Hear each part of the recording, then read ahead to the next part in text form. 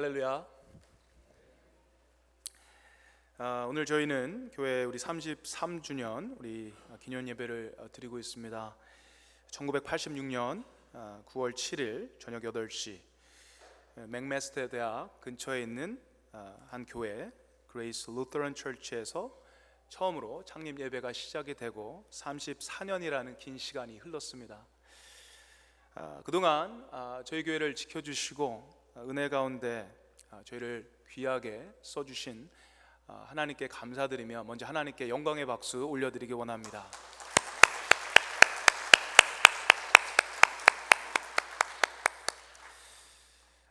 먼저 제가 우리 영어 회중이 있기 때문에 또 유스들이 있기 때문에 우리 영어로 설교를 하고요. 그 다음에 이어서 또 한국말로 또 설교를 하도록 하겠습니다. So hello everyone. Can you raise up your hands? Those people who are understanding me. Raise up your hands. All right. So I should see where I have to look. So this would be my main target right here. Okay. Today's message is about Church of Antioch. Let's look at the Acts chapter 11, verse 19 to 21. Okay. Hold it right there. I'm not going to read it right now. Its message is about the Church of Antioch.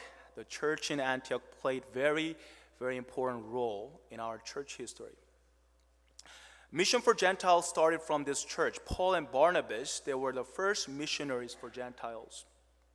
They were sent out from this church. They reached out people in Galatia, Asia Minor, and even part of Europe. They reached and preached the gospel and planted many, many churches. The Antioch church was a church that has such a godly influence on local community as well. The members of Antioch church were called Christian first at Antioch. They reflected Christ. People saw Christ through those people in Antioch. There are many, many churches in the New Testament, but if you ask which church was the most mature, most healthy, and most pleasing to the eyes of the Lord, I will say the church in Antioch. I'm pretty sure about this. The reason why I want to talk about this ancient church in Antioch on our church anniversary Sunday, because I wish we can be a church like this Antioch. Church that has such a maturity, such a healthy and pleasing to the Lord. So let's find this verse 19 to 20. Acts chapter 11, verse 19 to 20. And we're going to read it together. And this text tells us how the church of Antioch started and how they grew. Right? So Acts chapter 11, verse 19 to 20. And we're going to read it together. 3, 2, 1. Now those who had been scattered by the persecution that broke out when Stephen was killed traveled as far as Phoenicia, Cyprus, and Antioch, spreading the word only among Jews. Some of them, however, men from Cyprus and Cyrene, went to Antioch and began to speak to Greeks also, telling them the good news about the Lord Jesus. The Lord's hands was with them, and a great number of people believed and turned to the Lord. So in Acts chapter 7, there was an incident. Stephen, who was a member of the Jerusalem church, he was actually a deacon at the church.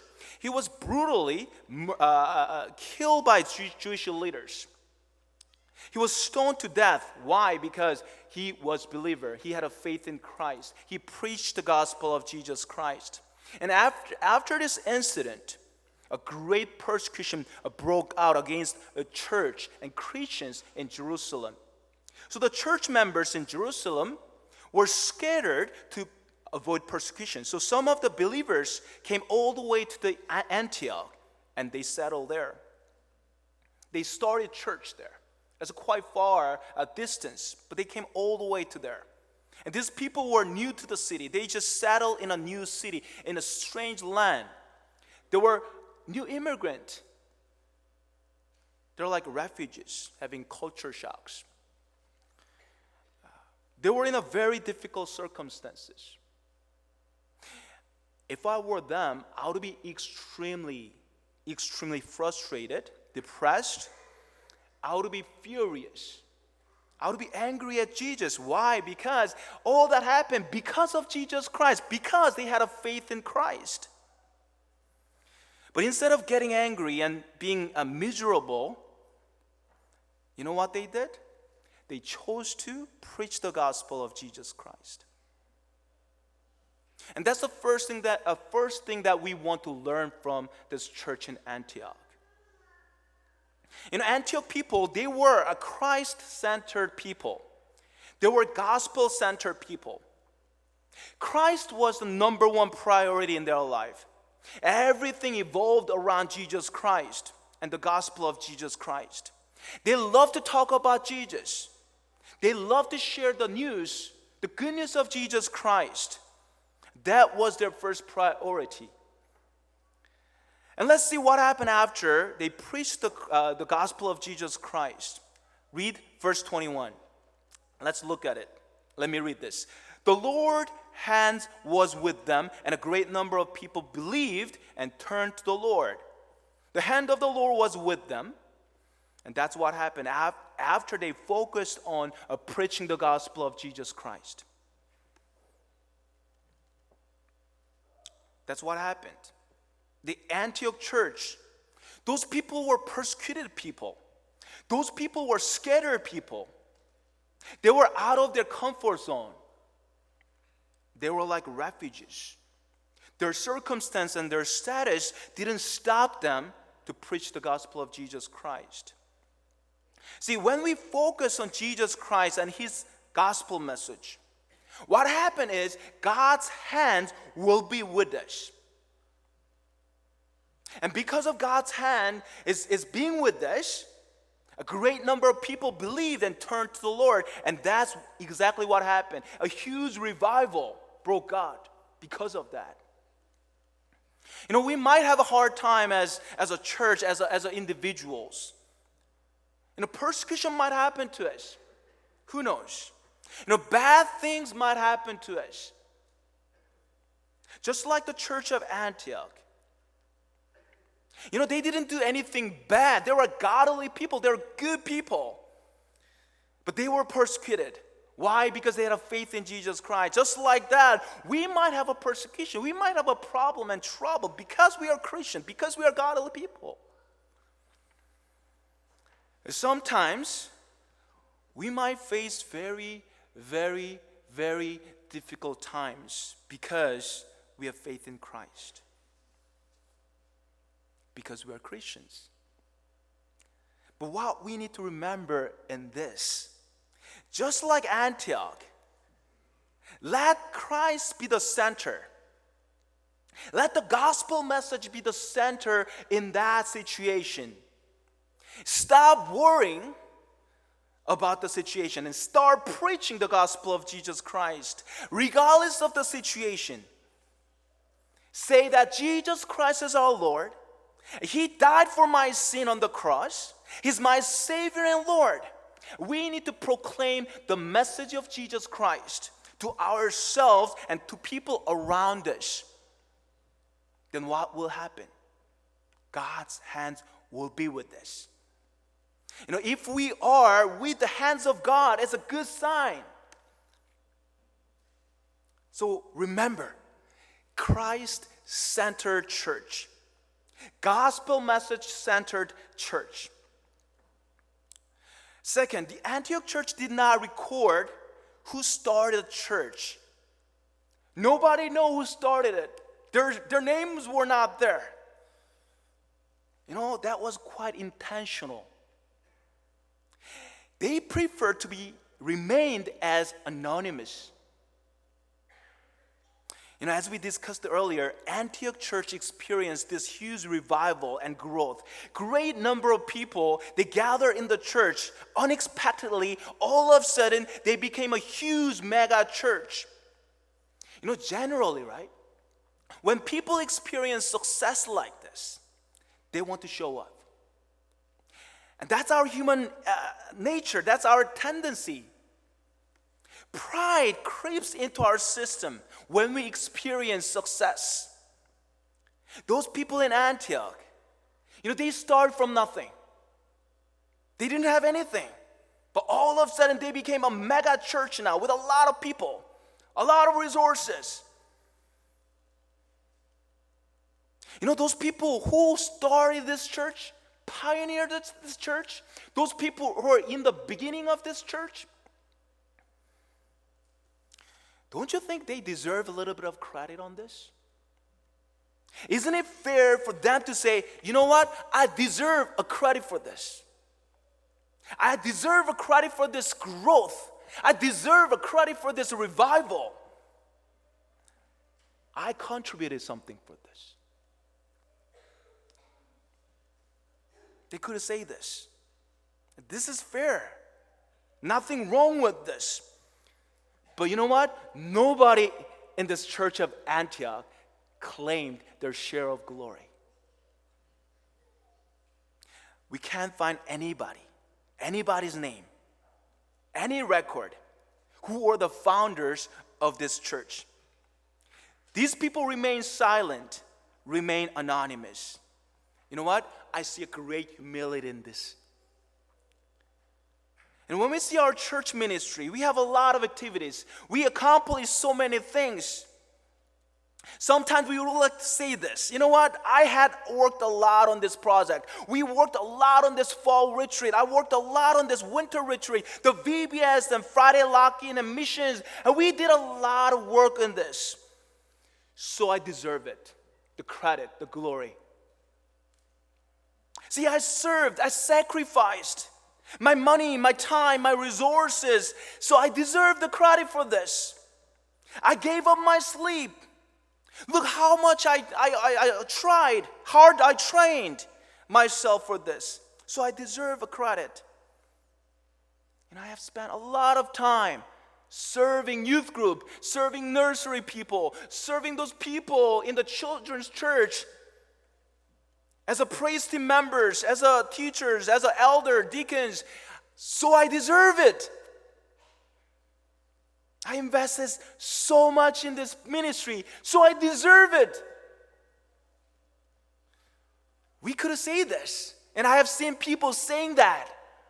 But look at Antioch Church. Nobody claims that. They were humble and mature. They remained silent. They remained anonymous. And that's who they were. That's the characteristic of a church, the Christians in Antioch. And brothers and sisters, I wish we can be like them. Let us pray. Father God, it's such a joy to worship you and celebrate this 33rd anniversary with our brothers and sisters in Christ today. It's been 33 years. We came this far because of your grace. We want to be humble before you as a church. We want to say, we don't deserve anything for this. We don't deserve any glory, any credits for this. Lord, we hope that we can continue to grow and mature together as church in Antioch. Lord, bless us so we can be like that kind of church. Make us eager to preach the good news of Jesus Christ. Make us humble and always lifting up the name of Jesus Christ in our life. And make us a loving community for your glory and for your kingdom. We thank you so much, and we prayed in the name of Jesus Christ. And people of God say, Amen. Amen. All right. 예, 좋습니다. 오늘 사도행전 11장 19절에서 21절까지 말씀 보도록 하는데요. 오늘 하나님께서 주신 말씀은요, 안디옥 교회에 대한 말씀이었습니다. 여러분 아시다시피 안디옥 교회는 교회 역사 가운데 너무나도 중요하고 너무나도 귀한 일을 감당했던 교회였습니다. 초대교회 역사에서 유대인이 아닌 이방인을 향한 선교가 이 안디옥 교회에서 처음으로 이루어졌습니다. 안디옥 교회의 목회자였던 바울과 바나바를 이방인들을 위한 선교사로 처음으로 파송하고 후원했습니다. 이들의 선교를 통해서 갈라디아 지방, 소아시아, 그리고 유럽까지 복음을 전하고 또 교회를 세우는 역할을 했습니다. 안디옥 교회는요, 지역 사회에도 선한 영향력을 주었던 교회였습니다. 처음으로 예수 믿는 사람, 크리스천, 그리스도인, 이 이야기를 들었던 사람들이 바로 이 안디옥 교회 성도님들이었습니다. 예수님을 믿지 않는 사람들이 볼 때 그들의 눈으로 볼 때도 이 사람들은 예수님 같은 사람들이었습니다. 초대교회에 많은 교회들이 있었습니다. 근데 그 많은 교회 중에서 가장 성숙하고 가장 건강하고 하나님이 가장 기뻐했던 그 교회가 어딜까 생각할 때 저는 주저없이 안디옥 교회라고 생각합니다. 오늘 창립 기념주일을 보내면서 이 안디옥 교회 이야기를 나누고 싶은 이유는 저희 이글스필드 교회가 안디옥 교회같이 성숙하고 건강하고 주님이 기뻐하시는 그런 교회가 됐으면 하는 바람이어서입니다.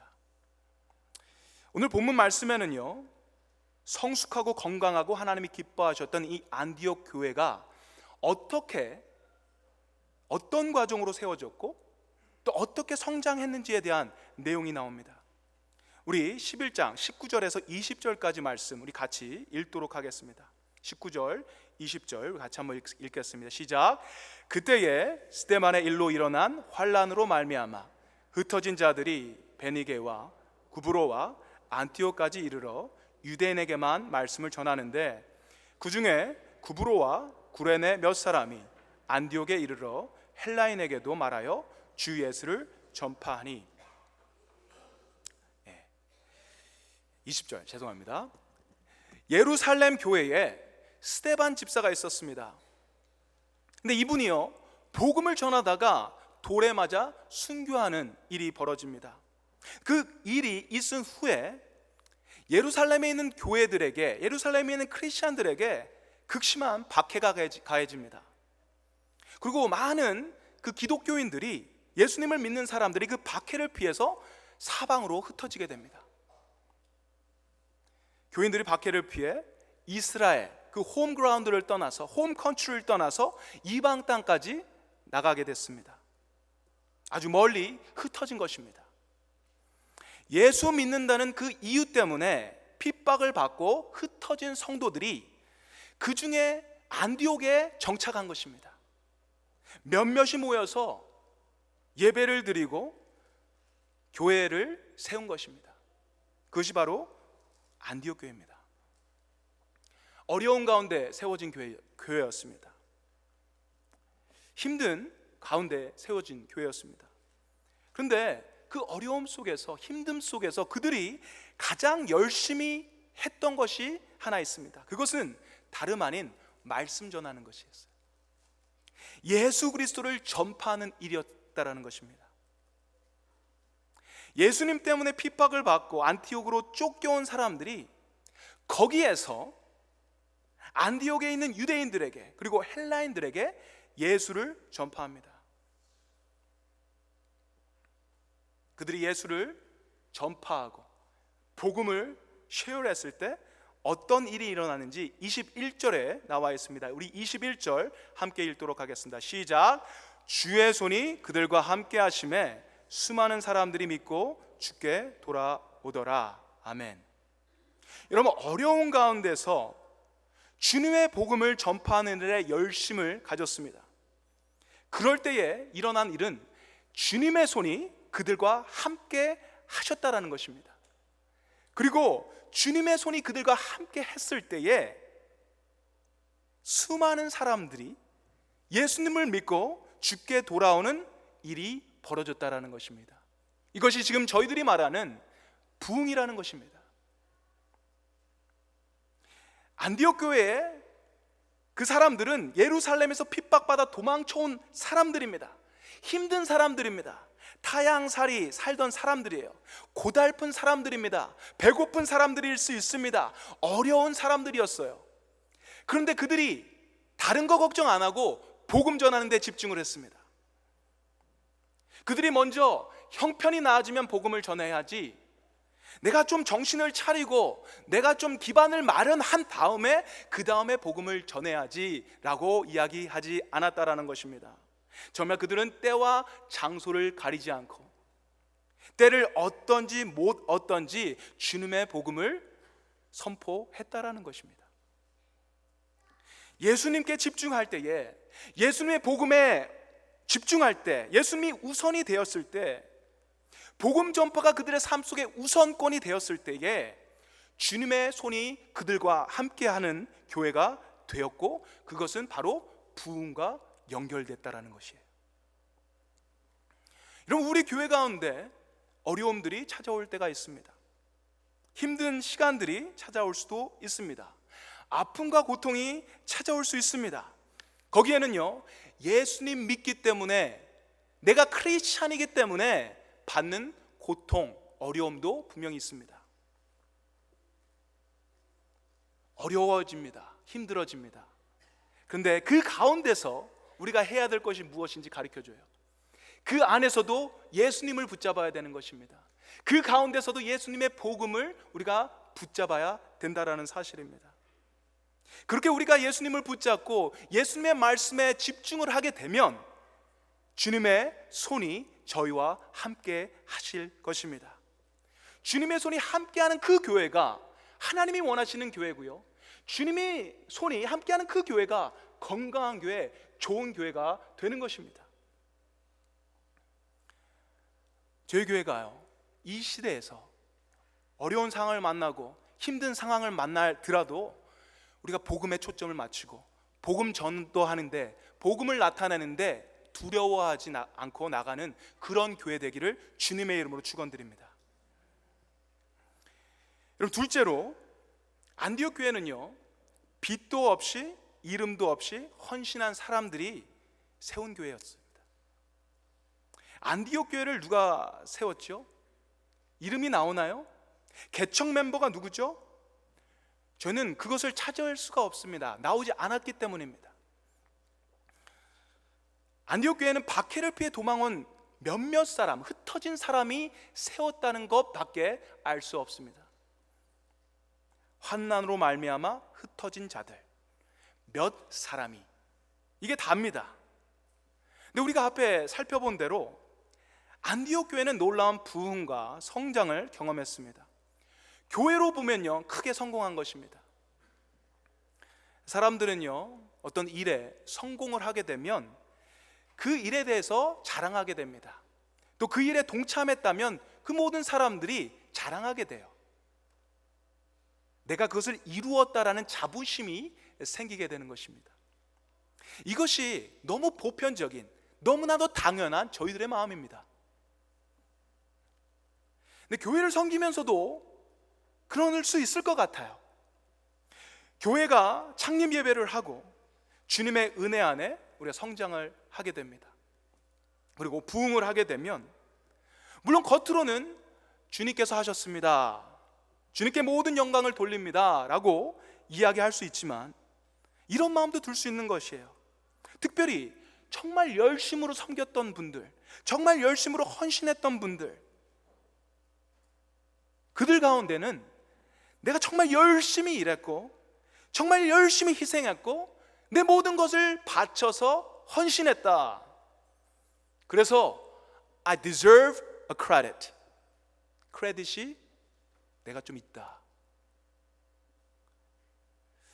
물론 말로는 아닙니다, 나는 아무것도 한 거 없습니다, 하나님께서 하셨습니다, 하나님의 은혜입니다 얘기는 하는데 마음 한 곳으로는 찜찜한 겁니다. 그럴 수 있죠. 저 같아도 그럴 것 같아요. 내가 이걸 한 거에 대해서 부정하지 않습니다. 한 것 같아요. 그리고 그걸 자랑하고 싶습니다. 나한테도 많은 건 하지만 조금의 크레딧은 있을 거야, 그런 생각을 하는 것입니다. 근데 이런 생각이요, 오늘 말씀을 보면 안디옥 교회를 보게 되면 이런 생각하는 자체가 굉장히 민망해지는 것 같습니다. 안디옥 교회는 개척 멤버가 누구였는지, 누가 제일 열심히 봉사했고 누가 제일 열심히 헌신했고 그래서 세워진 교회 교회인지 전혀 나오지 않습니다. 그저 환난을 피해 흩어진 자들 몇 사람, 숫자도 정확하지 않은 그 몇 사람이 그들의 헌신과 그들의 섬김, 그들의 열심, 노력, 이런 기록이 전혀 없습니다. 그들이 했던 거 하나 나와요. 예수님 복음에 집중하고 그것을 나눈 것입니다. 전파했던 거예요. 그 기록만 나온다라는 것입니다. 그랬더니 하나님의 손이 그들과 함께 하시고, 그랬더니 함께한 그 손 때문에 부흥과 연결됐다라는 거예요. 부흥 역시, 우리의 성장 역시 하나님이 하셨다라는 얘기를 하는 거예요.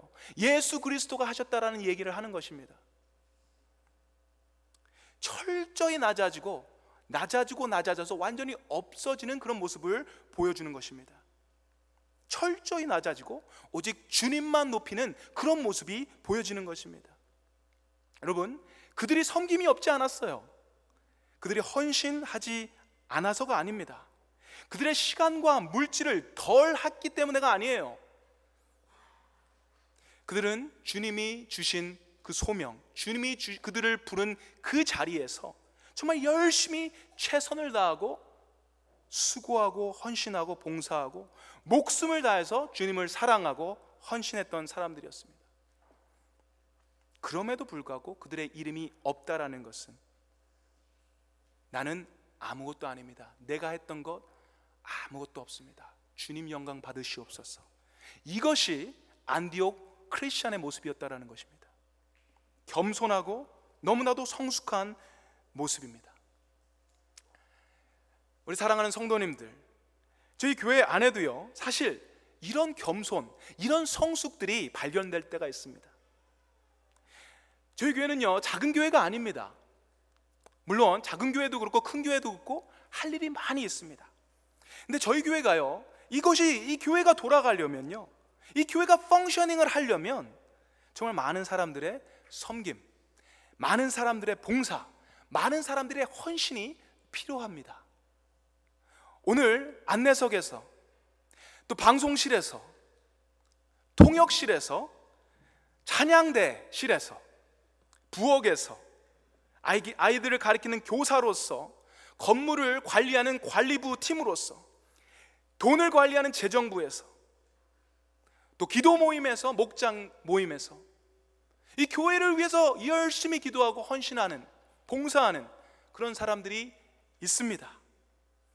교회를 위해서 희생하고 헌신하고 봉사하고 땀과 눈물과 피를 흘리는 사람들이 저희 교회 안에 있습니다. 그런 분들에게 저는 이 자리에서 너무 감사합니다 말씀드리고 싶습니다. 그리고 너무 대단하십니다 얘기하고 싶습니다. 칭찬해드리고 싶습니다. 박수하고 싶습니다. 그런데 이건 저의 말뿐입니다. 현실적으로 제가 몇 명에게 그런 말을, 칭찬의 말을, 몇 명에게 그것을 얘기하면서 참 잘하셨습니다, 수고하셨습니다, 많이 못해요. 그것이 현실입니다. 여러분, 아마도 섬기는 자리에 계시는 분들 너무 마음에 와닿을 것입니다. 여러분이 하는 헌신, 여러분이 뿌리는 기도, 여러분이 뿌리는 눈물, 그 가운데에 얼마나 많은 사람들이 그 마음을 알아주던가요? 아는 사람보다 아마 모르는 사람들이 훨씬 더 많으실 것입니다. 어쩌면 여러분의 그 헌신을 잘못 이해하고 오해하고 비난하는 사람도 그 중엔 있을 것입니다. 여러분들의 하나님을 향한 그 사랑, 교회를 향한 그 사랑을 몰라주고 여러분을 아주 나쁜 사람이라고 얘기하는 사람도 있을 것입니다. 그런데요, 그런 사람들이 있다 하더라도 또 아무도 여러분의 헌신과 그 마음을 알아주지 않더라도요, 오늘 말씀을 보면요, 나의 섬김, 나의 능력, 나의 헌신, 나의 봉사, 나의 물질, 이 모든 것 역시 내가 가지고 있었던 것이 아닌 하나님께서 주신 것입니다, 하나님의 은혜입니다 라고 얘기하는 사람들, 이 안티옥 교회 사람들이었습니다. 아무도 알아주지 않더라도, 내가 빛이 없어도 됩니다. 이름이 안 알아줘도 괜찮아요. 주님이 부르신 그 자리에 내가 최선을 다하고 욕을 하던 말든 그 자리에서 내가 가지고 있는 주님이 주신 그 십자가 하나 붙들고 있는다면 그 자리에서 내가 헌신하겠습니다, 내가 신실하게 주님을 바라보겠습니다 라고 얘기한다면, 그렇게 고백한다면 하나님이 너무 기뻐하실 것 같아요. 그런 모습이 아마 안티옥 교회 성도의 모습이 아닌가 생각합니다. 이런 분들이 많이 모여야지 교회는 좋은 교회가 되는 것입니다. 이런 분들이 많이 계셔야지 교회는 건강한 교회가 되는 것이고요, 이런 분들이 계실 때에 주님의 손이 저희와 함께 하는 교회가 될 수 있습니다. 마지막으로 드리고 싶은 말씀은, 안디옥 교회 사람들은 허물을 덮었던 사람들이에요. 사랑했던 사람입니다. 너무 클리셰고 너무 뻔한 내용이지만 정말 이분들 그랬어요. 여러분, 이 안디옥 교회를 보면서 제일 놀라운 사실 하나가 있습니다. 여러분, 본문을 보면서 어떤 것을 느꼈는지 모르겠지만 아마 여러분 본문을 보시면서, 본문을 볼 때마다 아마 뜨끔하시는 분들, 아니 어떻게 이럴 수가 하는 분들이 분명히 계실 것입니다. 이 안디옥 교회들은요, 안디옥 교회 사람들은, 성도들은 어떤 사람들이냐? 바울을 받았던 사람이에요. 바울을 accept 했던 사람들입니다. 우리 앞서 19절로 돌아가 보면, 왜 성도들이 그 예루살렘에서 살다가 안디옥까지 도망을 오게 되었습니까? 스데반 집사의 순교의 사건 때문이었죠. 그렇다면 스데반 집사의 순교는 어떻게 해서 일어난 결과입니까? 누가 스데반을 죽였습니까? 누가 제일 앞장서갖고 스데반을 돌로 쳤죠? 바울이에요. 사울입니다. 안디옥 교회 사람들이 사람을 잘 못 알아보는 사람들인가요? 좀 모자란 사람들인가요? 바울을 몰라봤을까요? 아니에요. 그들은 아마 꿈에서 바울을 매일마다 보면서 이를 갈았을 수도 있습니다. 원수 같은 사람이었어요, 바울은. 그들이 사랑하고 정말 신실하게 주님의 교회를 섬겼던 스데반을 돌로 쳐 죽이라고 했던 그 원수 같은 바울, 그 바울을 바나바가 데리고 왔을 때에 그들의 마음이 어땠을까요? 내가 바울, 그 사람들 같으면 가만히 못 있었을 것 같아요. 욕을 하고 오물을 던지고 나가라고 소리치고 돌을 던지든지 했을 것 같아요. 근데 그분들에게는 한마디 얘기가 없어요. 그냥 받아주는 겁니다. 그리고 그분을 목회자로, 리더로 accept 하는 것입니다. respect 하는 거예요. 이 말씀을 읽으면서, 생각하면서 막 몸에 소름이 돋는 거예요. 이런 사람들이구나. 어떻게 이렇게 할 수 있었을까? 이게 정말 가능한 것인가? 어떻게 이렇게 용서할 수 있고 어떻게 이렇게 사랑할 수 있을까? 어떻게 그 사람의 허물을 그렇게 덮을 수 있을까에 대해서 소름이 돋는 것입니다. 답은 하나입니다. 오늘 말씀처럼요, 예수 그리스도, 그분이 저희들의 중심이 되고 Christ-centered church, Gospel message-centered church, 복음이 저희들의 중심이 됐을 때 하나님의 손이 임하게 되고, 그럼으로써 그런 사람, 바울과 같은 원수 같은 사람도 덮을 수 있다라는 사실입니다. 안디옥 교회는 어떤 교회였어요? 고난 속에서도, 힘듦 속에서도 예수를 붙잡고 복음을 붙잡았던 사람, 그 복음을 전했던 사람, 예수님이 중심이 되고 복음이 중심이 된 교회였습니다. 안디옥 교회는 어떤 교회였습니까?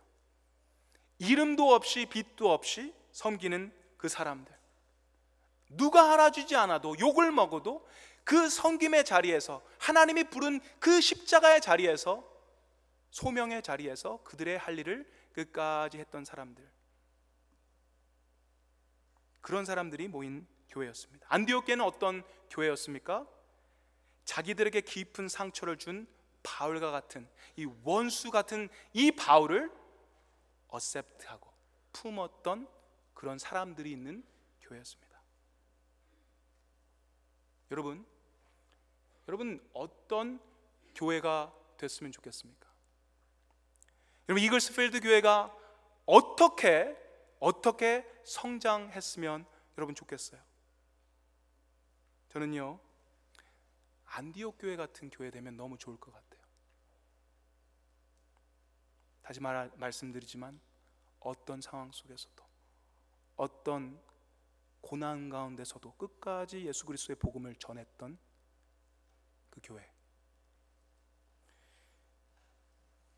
서로를 용서하고 하나님의 은혜 안에 원수 같은 사람도 품을 수 있는 그런 교회, 그런 교회가 된다면 주님의 손이 떠나지 않을 거라고 그렇게 믿습니다.